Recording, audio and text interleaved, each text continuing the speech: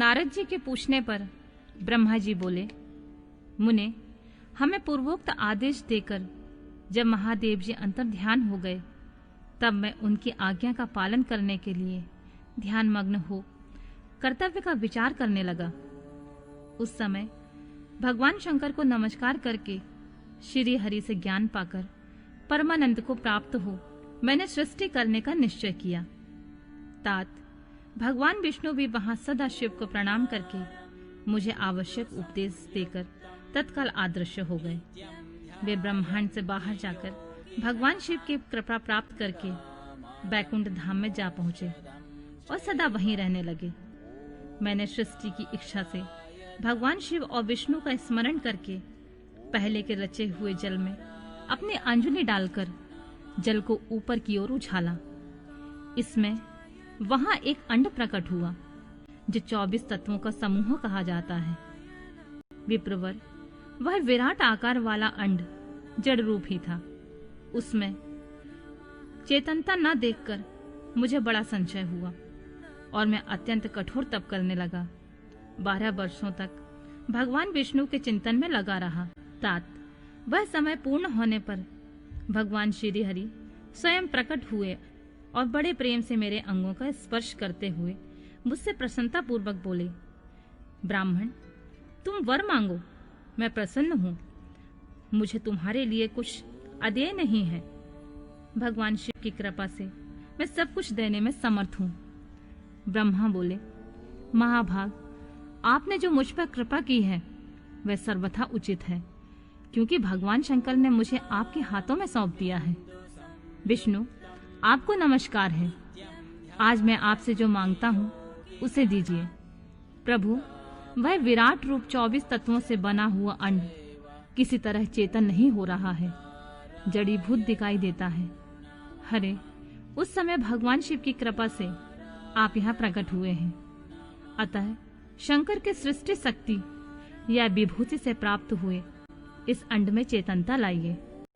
मेरे ऐसा कहने पर शिव की आज्ञा में तत्पर रहने वाले महाविष्णु ने अनंत रूप का आश्रय ले उस अंड में प्रवेश किया। उस समय उन परम पुरुष के सहस्त्रों मस्तक, सहस्त्रों नेत्र और सहस्त्रों पैर थे। उन्होंने भूमि को सब ओर से घेरकर उस अंड को व्याप्त कर लिया। मेरे द्वारा भली भांति स्तुति की जाने पर श्री विष्णु ने उस अंड में प्रवेश किया। तब वह 24 तत्वों का विकार रूप अंड सचेतन हो गया। पाताल से लेकर सत्यलोक तक की अवधि वाले उस अंड के रूप में वहां साक्षात श्री हरि विराजने लगे।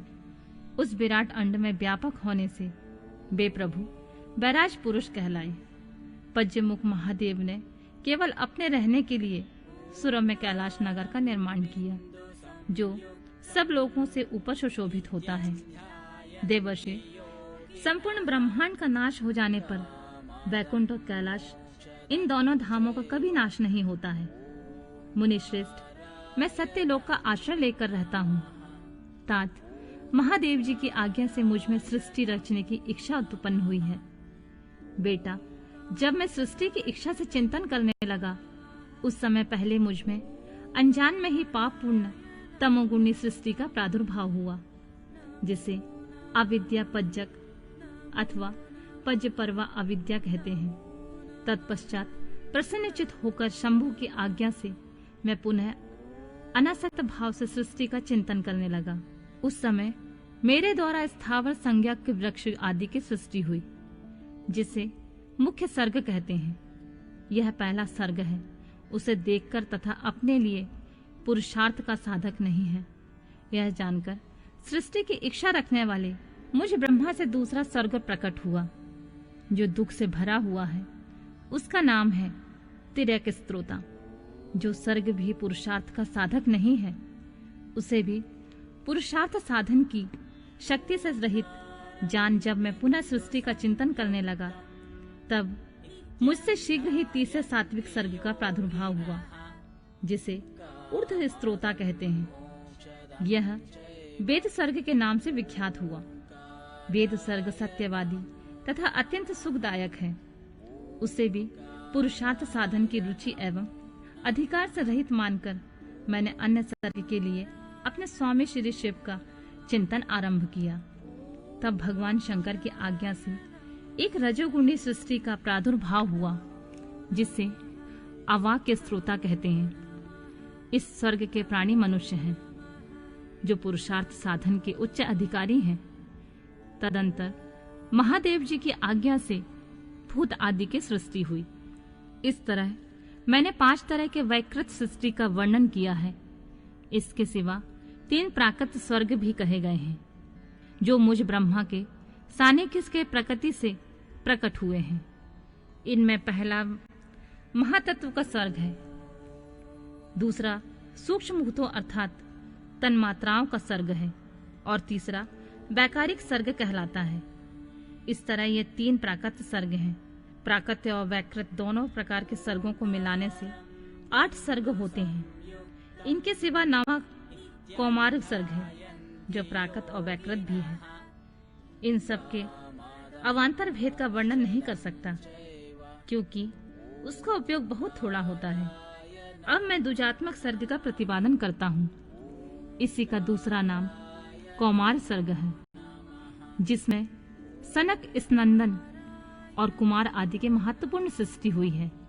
सनक आदि मेरे 4 मानस पुत्र हैं, जो मुझ ब्रह्मा के समान ही हैं। वे महान वैराग्य से संपन्न और उत्तम व्रत का पालन करने वाले हैं। उनका मन सदा भगवान शिव के चिंतन में ही लगा रहता है। वे संसार से विमुख और ज्ञानी हैं।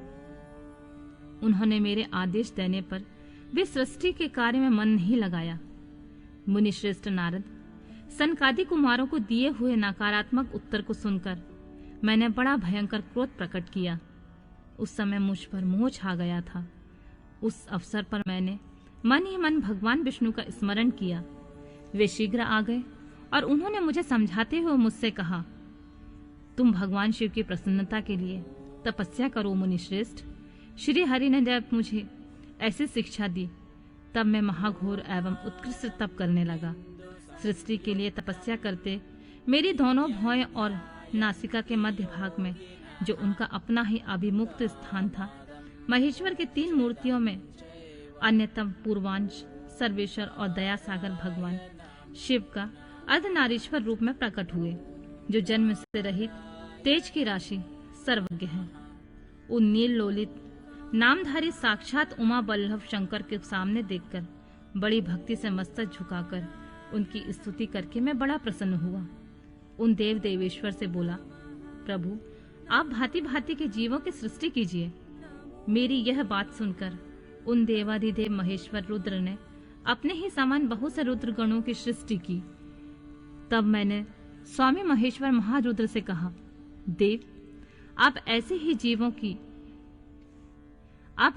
जीवों की युक्त हो। मुनि श्रेष्ठ मेरी ऐसी बात सुनकर करुणा सागर महादेव हंस पड़े और तत्काल इस प्रकार बोले, विधाता मैं जन्म और मृत्यु के भय से युक्त अशोभन जीवों की सृष्टि नहीं करूंगा, क्योंकि वे कर्मों के अधीन हो दुख के समुद्र में डूबे रहेंगे। मैं तो दुख के सागर में डूबे हुए उन जीवों का उद्धार मात्र करूंगा। गुरु का स्वरूप धारण करके उत्तम ज्ञान प्रदान करके उन सबको संसार सागर से पार करूंगा। प्रजापति दुख में डूबे हुए सारे जीवों की सृष्टि तो तुम ही करो।